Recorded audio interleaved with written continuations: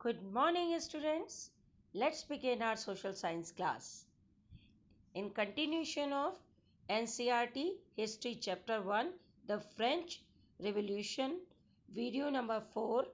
Today's topic are France becomes a constitutional monarchy, 1791, Declaration of the Rights of the Men and Citizens, reading political symbols, Louis XVI secret negotiations with neighboring rulers.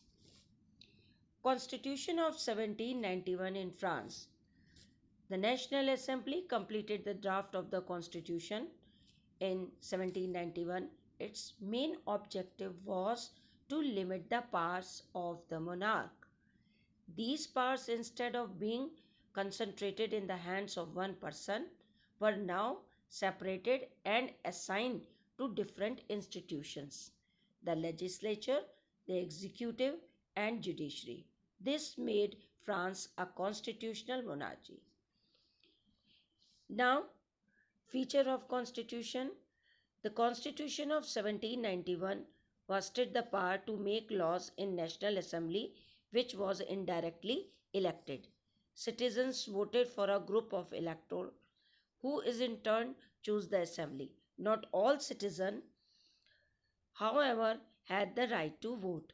Only men above 25 years of age who paid taxes equal to at least 3 days of a laborer's wage were given the status of active citizens, that is, they were entitled to vote. The remaining men and all women are classed as a passive citizen to qualify as an elector and then as member of assembly. A man had to belong the highest bracket of taxpayer. Voting was limited in highest taxpayer. These are the undemocratic feature. Officers were reserved for proper owners. Then this new government became known as Legislative Assembly. The National Assembly created the historic and influential document, the Declaration of the Rights of Men, which stated the principle that all men had equal rights under the law. Right such as right to life, freedom of speech, freedom of opinion, equality before law, were established as natural rights to citizens. It was the duty of the state to protect each citizen's natural rights. More than 20 rights given in source of your book, like men are born free and equal in their rights. These rights are liberty, property, security, and resistance to the oppression. The fundamental source of all sovereignty reside in the nation. The law and the expression of the general will. All citizens have the right to take part personally or through representatives in the making of the law, etc. The National Assembly was vested the power to make laws. Active citizens voted for a group of electors who in turns choose the assembly. Active citizens comprised of only men above 25 years of age who paid taxes. This is partiality. The remaining men and all women were called passive citizens. They are not allowed to participate in voting. To qualify as an elector and then as a member of assembly, a man had to belong to the highest bracket of taxpayer.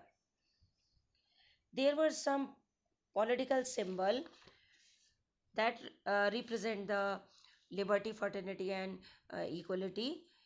The majority of men and women in 18th century could not read or write, so images and symbols were frequently used instead of printed words.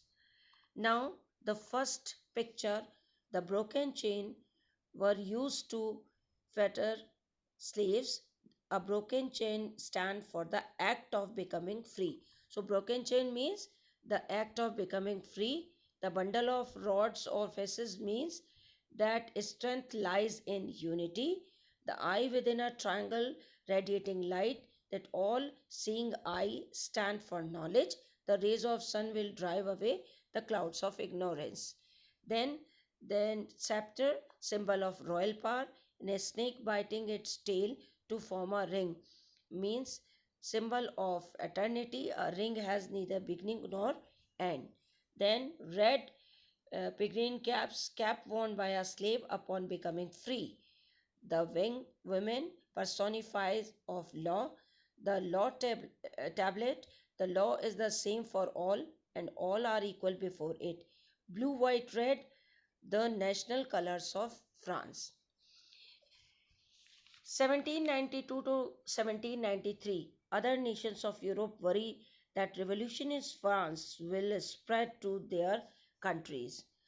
The situation in France continued to be tense during the following years. Although Louis XVI had signed the constitution, he entered into secret negotiation with the King of Prussia. Rulers of other neighboring countries too were worried by developments in France and made plans to send troops to put down the events that had been taking place there since the summer of 1789. So, before this could happen, National Assembly voted in April 1792 to declare war against Prussia and Austria. This is how France, surrounded by the countries, those who were in favor of old monarchy system and oppose and favor Louis XVI to establish the monarchy system again in France. Thank you. Have a nice day.